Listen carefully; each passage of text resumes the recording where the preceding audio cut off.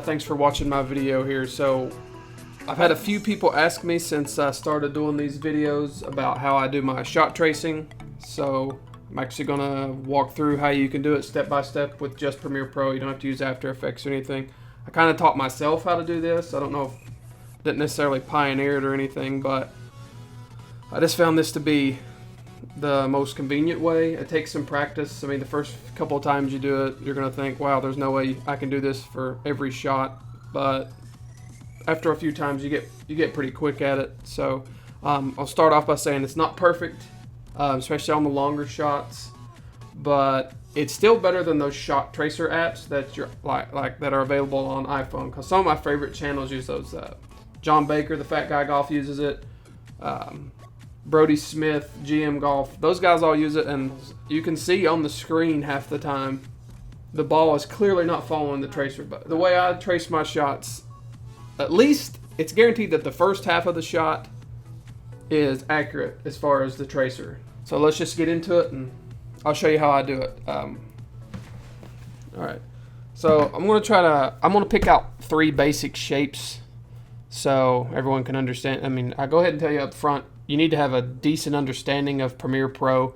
Makes things a little bit easier because that's what I use for my video editing. It's definitely not perfect. It crashes a lot, but the end results usually turn out a whole lot better, and it's just convenient to use the whole Adobe Creative Suite. So we're going to start off with this first shot shape. So as you can see, this is kind of a little short pitch shot, so I'm going to play it here. See, this shot is different because you can see it the entire way. So it should be the easiest to track. So what you're going to do to start off is, first you want to find the point right before the ball gets contacted. So it doesn't have to be perfect. So I'm usually right here. The most inconvenient thing I can say about Premiere Pro as far as doing these shot tracings is there's no convenient way to zoom in. Like, see down here, you can hold like Alt and you can zoom in on the timeline. You can go over here and hold Alt and, you know, extend one portion of your timeline so you can see exactly what you're working with. But to zoom in on the actual program monitor window, you actually have to click down here. So I find myself doing that a lot. So what I'm going to do is, first I'm going to go back to where I was. Like I said, I'm going to get back to impact position with my ball. The ball's struck, so right here. I'm using my scroll wheel to advance frame by frame. So okay, I'm right here. So you're going to click the clip in question, and first thing I'm going to do is I'm going to select the pen tool over here. Alright, so I like to work a little bit closer so I can see the ball a little better. Alright, so essentially what I'm going to do here, first I'm going to start my line. I like to keep this pen tool, the tip of it, in the center of the golf ball. Just makes for a more uniform line. So once I've actually selected the center of the golf ball, I'm going to get this point that shows up. Then over here you're going to see in my graphic and effect controls, I'm going to get a shape panel that shows up. So I'm going to open that and see, initially the default setting for your pen tool will be a shape with a fill. So that means as you create this, it's going to try to make a solid shape, and obviously you don't want that. So once you've selected your point, you want to go over here and you want to deselect fill. You want to select stroke. And you're going to want to select the color you want. For this project I'm almost done with, I've selected to use orange. The only thing is, if you want to keep it uniform throughout the entire project, whatever you're trying to do, you're going to probably have to memorize this down here, because once you close Premiere and come back in, the default settings go back. So we've got this here, so I'm going to push OK. Typically for my actual shot tracings, you're going to want to pick your stroke level. So basically that means how thick your line is. So I always set it about 25 pixels. And then personal preference of mine is I like the opacity, and for every color it's different. You just have to pick what you want. For this orange, I'm thinking about 65. So then we'll be back out here. So I'm at a 65. So this is probably the most straightforward, easy part. So I'm going to use my scroll wheel on my mouse, and down will advance it frame by frame forward. So as you do that, you're going to just keep following the ball. And like I said, I try to keep my pen tool in the middle of this golf ball. So there that is. So you're going to do that all the way until the ball ends. Now see, I record my videos at around 60 frames per second. I upload around at 59. But if you're using 30 FPS video, you're gonna have less frames, and it won't take you as long. And you can also cheat. So, you know, it doesn't have to be every single frame like this. If you want to, that wasn't very good.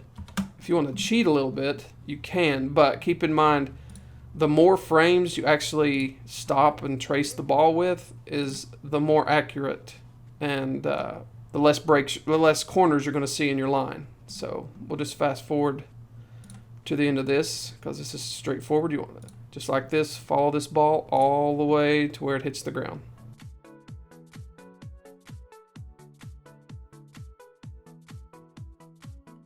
See, and there's that. So I'm going to go back to fit here.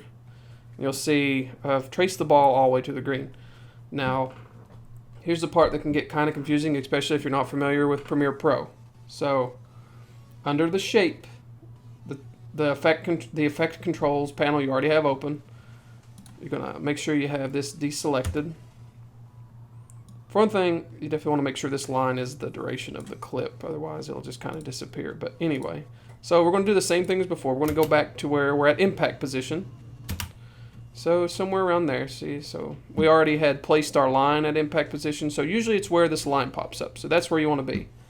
So we're going to go over here to the shape panel, and we're going to select a mask. Now, there's really no wrong way to do this. You can pick any kind of shape you want. I've never done a free draw mask because I feel like it would just get complicated. I usually use the circular one, so that's what I'm going to use for this tutorial. So you're going to click that, and as you'll see, wherever the mask is the only place the line will show up. So now it's only the point of animating this mask. So here's what I typically like to have my points going north and south as far as my line, the way my line's oriented. So we'll try to just get that adjusted.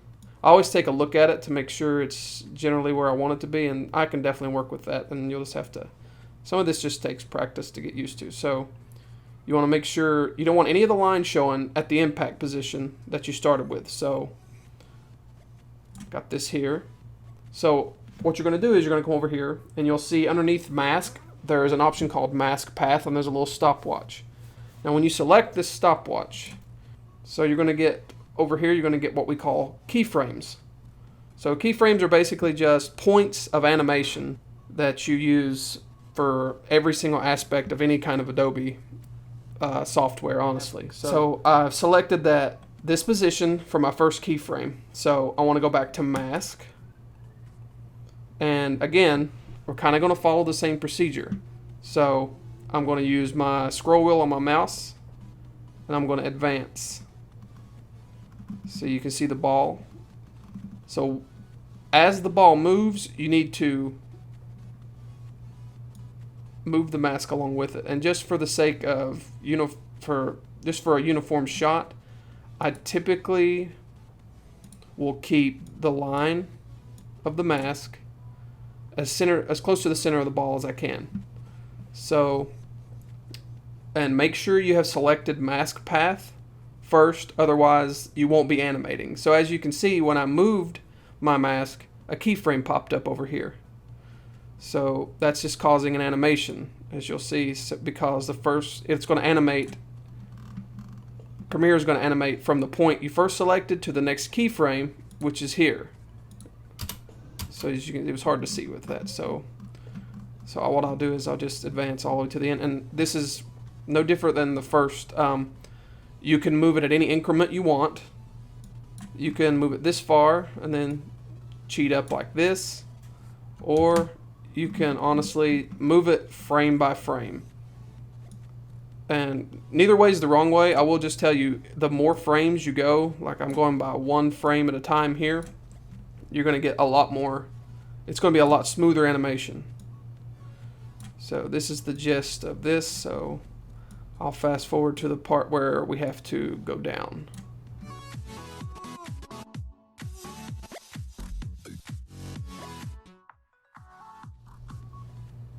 Okay, so you see at this point, I've gotten my mask in one direction. It's gone about as far as it can go. So here's the part that sometimes can get a little complicated. So obviously I don't want to just keep extending this mask out to keep animating my line. So this is just the way I do it. So you'll see when you hover your pen tool over the boundaries of this mask, you'll get a little plus sign that pops up in the lower right hand corner of it right there.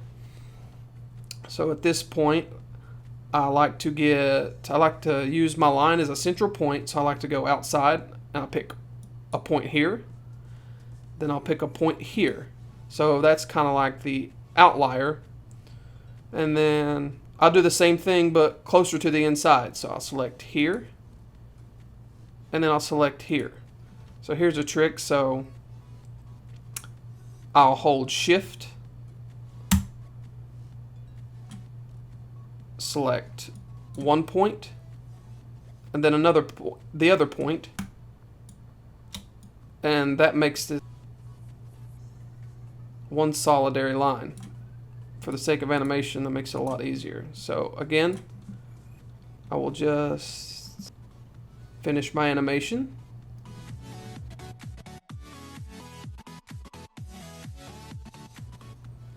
Okay, and there we are. So as you can see, the mask looks kind of crazy at the end. So, but that is the gist of what we do here.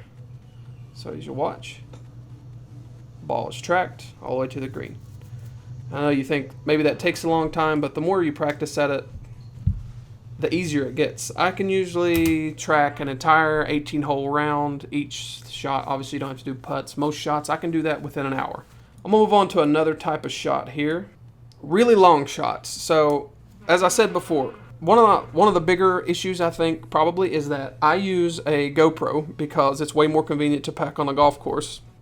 The tripod is the same size as a golf club, and I can just slide it into my bag, and I don't have to pack a tripod and a huge camera out on the golf course. But that being said, I honestly think just for tracking, if you're just trying to track golf shots, even an iPhone on a 4K settings might be better to use than a GoPro for these longer shots. And I'm going to use this drive off number 1 at Sugarwood from my 7th episode of Pull the Trigger course vlog, because I didn't even know it until I watched the video, but this is probably the longest drive I've hit all year. This is probably the longest drive I've ever hit, ever. So it's not perfect, but for these really long shots, I feel like this is the best I can do. So we're going to start from the beginning here. Same thing. I'm going to find my impact point. Let's see. First, we're going to watch. You can see this is this shot went about 281 yards, and that's really long for me. As you can see, you definitely cannot see that ball land. It's way too far. So what we're going to do is same thing as before. We're going to find our impact point. Usually if you've recorded a golf video, I've noticed too, you can usually see the part where you hit the ball because it'll have a little hiked vertical line here. So I usually try to work from there. So we're going to get right back to the impact point. That's close enough. Same thing. I'm going to zoom in.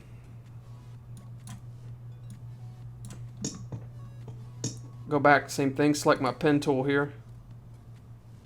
Select the clip I want, which is the one we're watching.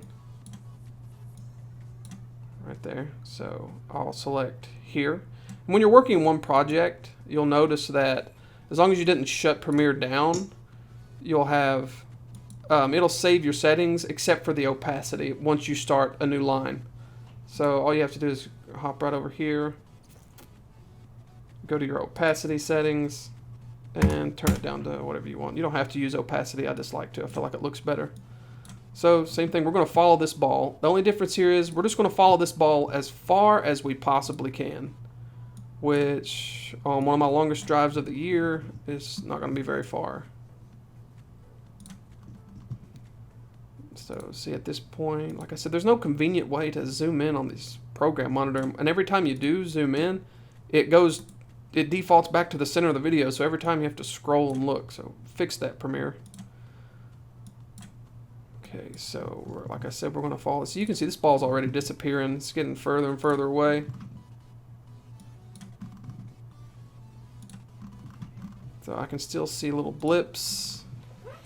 And sometimes you can turn down the brightness and things on your videos and see the ball a tiny bit further, but I used to do that, but honestly I just got to the point where I think I can do just fine without it. So at this point I really don't see the ball, and this is, like I said, it's not perfect, but as you can see, you know, I kept it on track there. So a little trick I use just for these long drives, and you know, this is, you're talking typically, I don't ever hit drives this long, and you're talking maybe on an average course 11, 12 shots around that are going to go so far that you can't see them. So I go to the next video after I've already had my video cut up. So I know generally where I am, and I know by my course tracking apps how far I hit the ball after I look at it when I get home.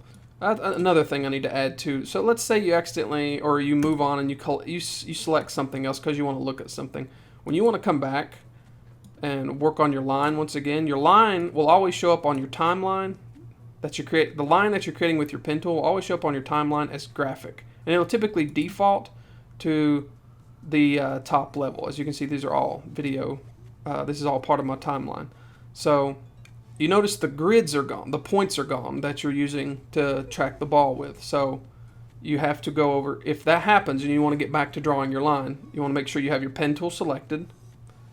You're going to go back over here and you're going to highlight shape again. So you see, once I have the pen tool selected and I go back and select shape, these points return.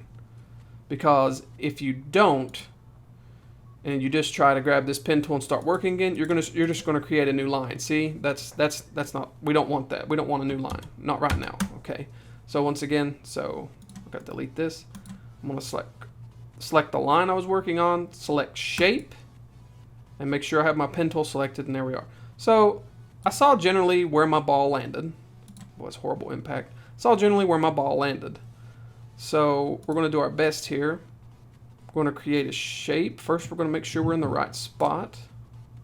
This is probably one of the most annoying things. I went to the next video to see where I was, and now I have to make sure that I'm animating the line correctly. So we're going to go back to impact position. So I could see the ball there for a second. So in what I generally do, I used to try my best to really follow and see exactly where the ball is, but I find that it shows up pretty well. So I know generally my ball's here around these pine trees. At this point, I'm going to select down here, because I think this is generally where my ball is, over in the rough. And you'll see it automatically goes down there, but see, and you see that line looks horrible. It doesn't look good at all, right? So we're going to Control Z, undo that. So when you click the point where you think the ball landed, don't release the mouse button, because if you click and then move, you'll see that you can actually add a little curvature with your pen tool here. So from the best I could tell, that's the height that the ball got to. And the point I selected is where I thought it landed. The next thing is just making a nice uniform line for the ball to land with. So just like that. So basically, see, we're going to deselect here. That's the flight I think the ball went on, at about 281 yards. Now, this is where it gets tricky as far as the editing part. So just like we did before with the shorter video, we're going to get an impact position. I'm going to select my graphic. Again, I'm going to make sure that my graphic is the length of my clip, at least to the end. Okay. Pull up here. Again, I'm going to select the circle mask. Now, there's nothing new here as far as animating this to the actual top or the apex of the flight of the ball. So I'm actually just going to fast forward through that because we've gone through it. Select mask path, reselect mask, and just work from there.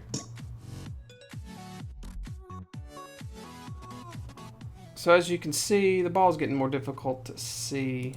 This is all personal preference. This feather setting over here, I find when the ball gets difficult to see, I like to turn it to 0. And you'll see that makes this line a little more crisp. Okay, so once again, select mask.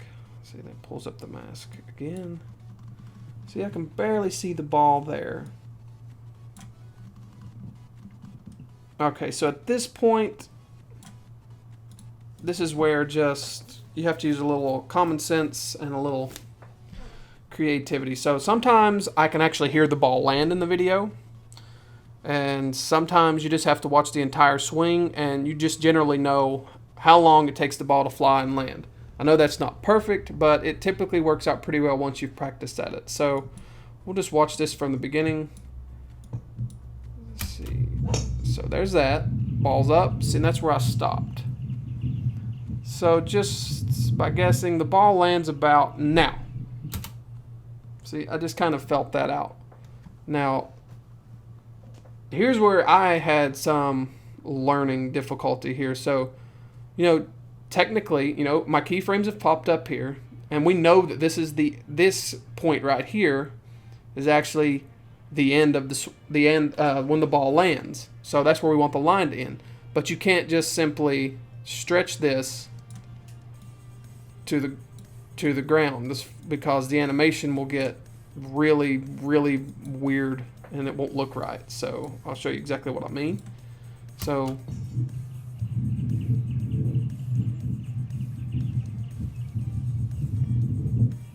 as you can see, that wasn't perfect. I mean, that actually works. That honestly turned out better than I thought it did.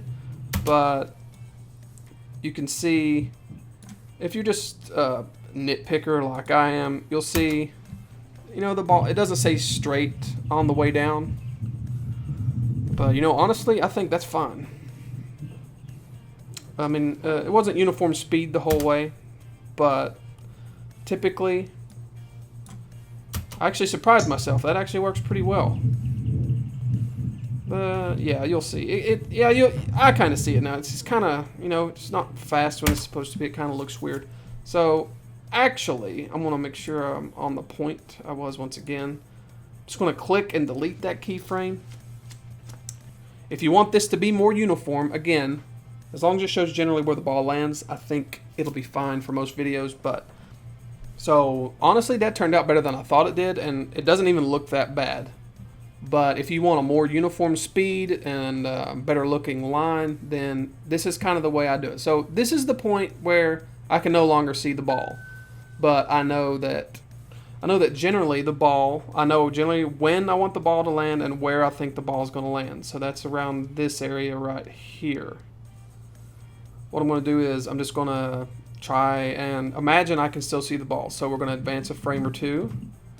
And then I'm going to extend my line. I'm going to advance a few more frames. And this is just a rough draft. This can be fixed later. Just move this out a little bit, advance a frame or two, just move this out a little bit. So we're going to do kind of the same thing we did on the last, just to get a nice uniform line on the descent of the ball. So again, I'm going to click. See, this point here already counts as kind of your first foundation point, so I'm going to put one down here. And then close to the line, I'm going to put another one. And down here, I'm going to have another one. So that point there is already selected and highlighted. It's hard to see from this far away. But as you can see, this square, it's really hard to see. This square is not a solid color. When they're a solid color, that means they're selected. So this one, solid color selected, so I'm going to hold shift. I'm also select this one. And this just makes those a solid piece. And I'm going to move my tool. I think the ball landed right about here at this time. So that's when you can move this line down. And that might actually be worse, but we'll take a look and see. So we're going to start from the beginning here. That's actually perfect because, like I was talking about before, so obviously that part in the middle went just way too fast and it didn't look natural. So we're going to go back here and we're going to zoom in to our keyframes here. We're going to find out exactly which keyframes went too fast. So it was between here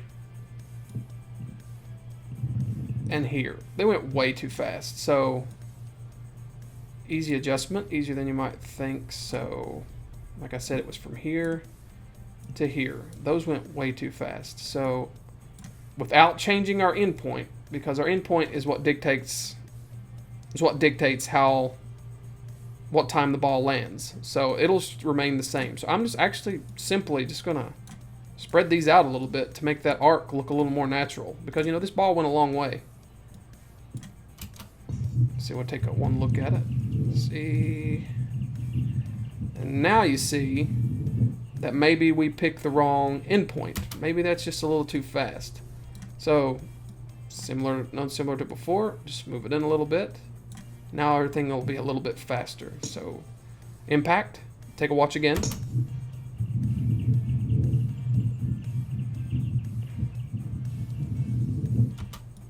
Maybe even more, look a little bit better.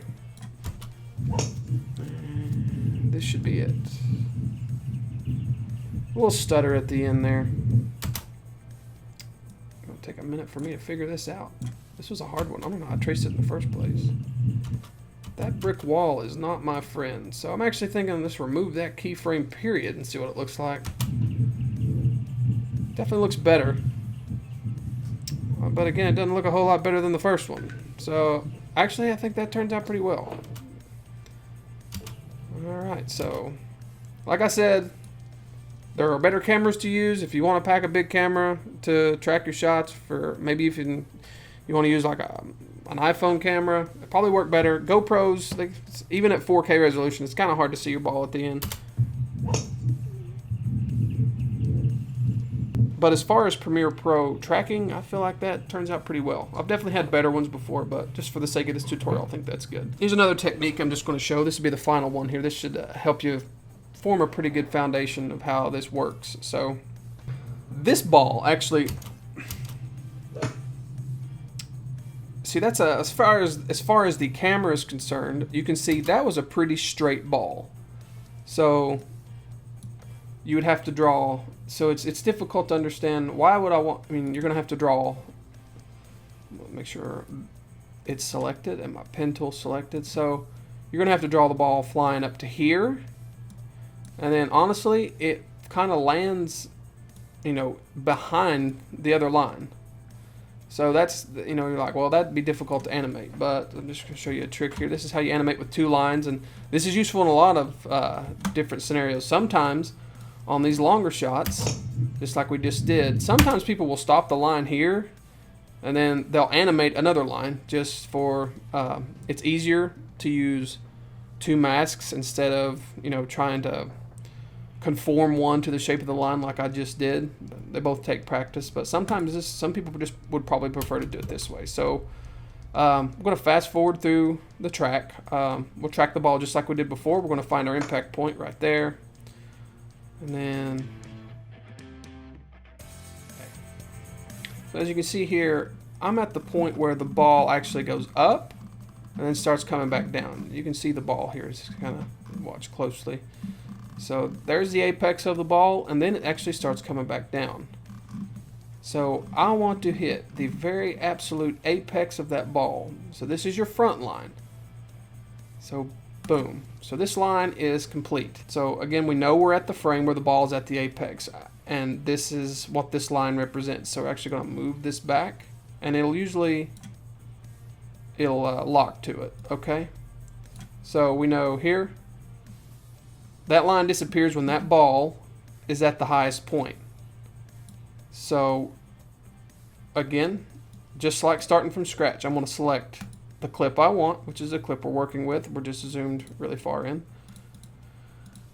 And then again, after we find our ball, we're going to select the pen tool and just start a new line just like before. So as you can see the ball, still see the ball. It's really difficult, but you can just see the artifact that is the golf ball. And one little trick I use, you know, I'm usually playing in, you know, West Virginia, so honestly, you just need to wait for the ball to come in front of these green trees. Sometimes it's easier, sometimes you can be too close, so I usually zoom out a little bit, and I know this is the straight line the ball is going to come on. So sometimes it's just a matter of watching. See, there it is. There's the ball. You see it there? You see it move a little bit. So there's where I cheat a little bit, because obviously I can't see it going through all this white sky. So there's the ball. Click. Following it down. You can zoom in again at this point because we know where the ball is.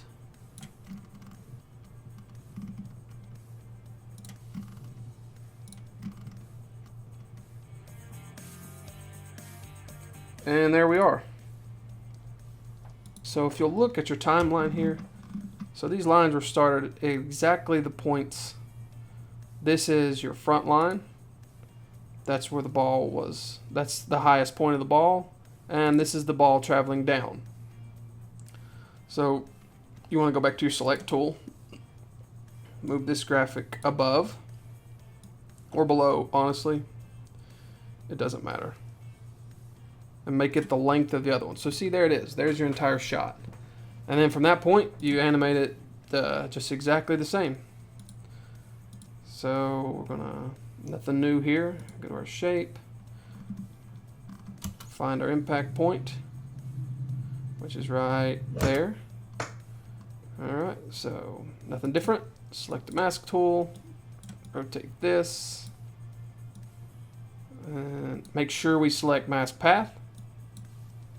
And then reselect mask, and then it pops up, so we're good, and that's it. Just nothing new, except when you hit the apex, as I'm about to.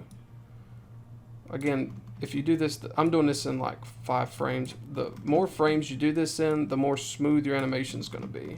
Or not necessarily the more smooth, but the more accurate it's going to be to where the actual depiction of the ball flight.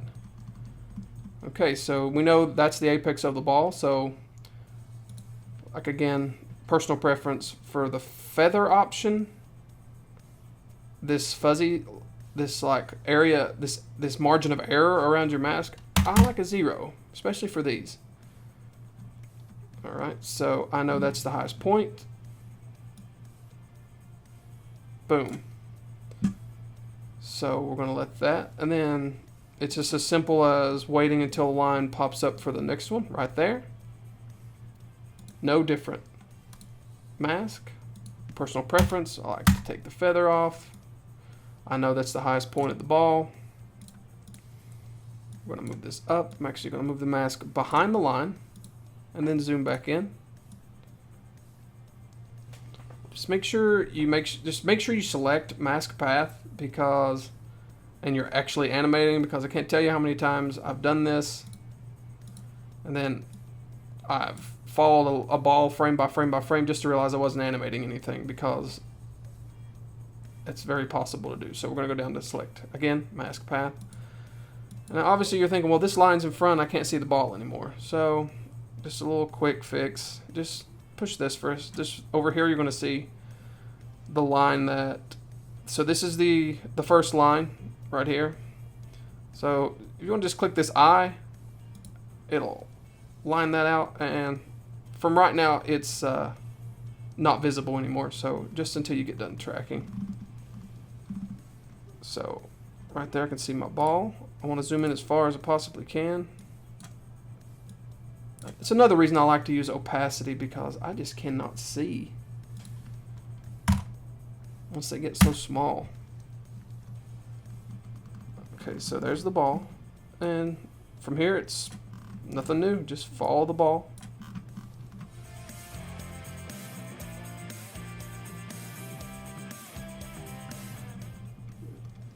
And that should be it. Just make sure you remember at the end of it, you definitely will, to deselect this, because you want to be able to see that front line again. And there's that, so we'll take a watch of that. You can see it's about as good as it gets there. Yeah, you can always, forgot to do that, just add some opacity to this. Go over here and select to see, and then there we go, one more time. You can see this is 145 yards for the 9-iron there. You can see pretty accurate. Alright guys, so hope that wasn't confusing. If anyone's actually interested in seeing that, I hope that helps you out.